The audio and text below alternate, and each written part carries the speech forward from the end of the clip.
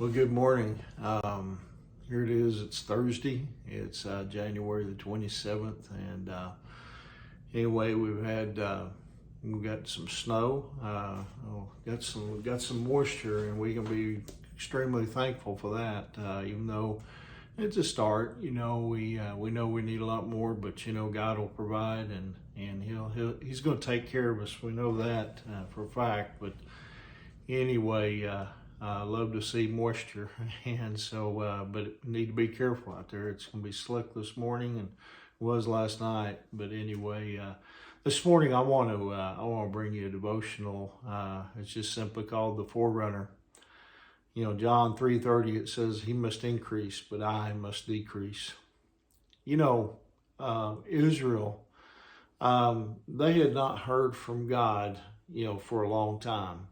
In fact, 400 years had passed, from the time of the last Old Testament, book, which was, of course, Malachi, to the emergence of John. Now, I want you to think about that.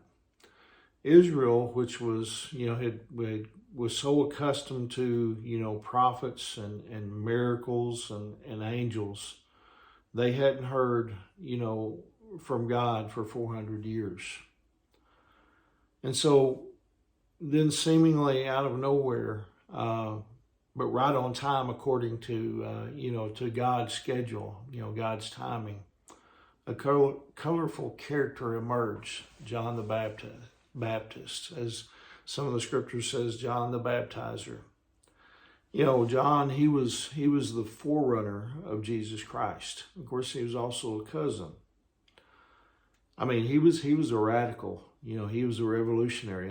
He wore, skin clothing, camel's hair, and all the get up and everything. And of course, the scriptures tell us he ate locusts and honey, and he was different. And everyone wanted to see and to hear John. You see, the Bible says in Mark 1:5, all of Judea, including all the people of Israel, went out to see and hear John. And when they confessed their sins, he baptized them in the Jordan River. Not only was John a prominent figure, but you see, he was super prominent. In fact, the ancient Jewish historian Josephus, he actually wrote more about the life and ministry of John the Baptist than he wrote about Jesus Christ. Yet John, he had a simple job to do, which was to prepare the way for the Lord. Now, John, he was the last and the greatest of the Old Testament prophets. Jesus said this in Luke 7:28, "I tell you, of all who have ever lived, none is greater than John." So why was John the greatest? Why would Jesus have said that?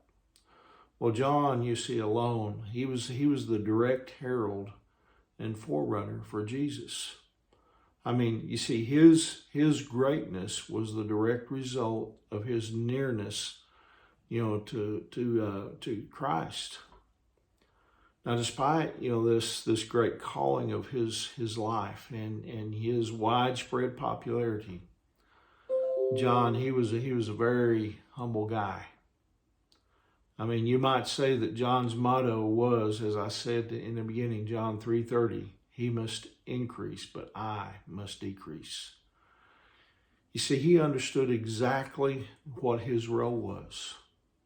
His mission was to get out of the way and to prepare people for Jesus. And you see, that's our mission as well, even today. We need to get out of the way, of ourselves and all of our, selfishness and the things like that. And we need to allow God to increase in us, to continue to fill us so that we can decrease, ourselves, and allow Jesus to be seen in us. As the scriptures tell us, we're to be a reflection of Jesus in our lives. Once we become a believer in Jesus Christ, we're we're to allow him to shine through us. And our prayer, I know my prayer is that people will see Jesus and not me. That they'll see something good that comes from him. And so anyway, I hope that encourages you this morning. I hope you have a wonderful day, and be careful out there this morning. I think some of this will melt today, and but anyway, remember, Angie and I, we love you guys, and we're praying for you. And Lord willing, I'll see you tomorrow morning. God bless you.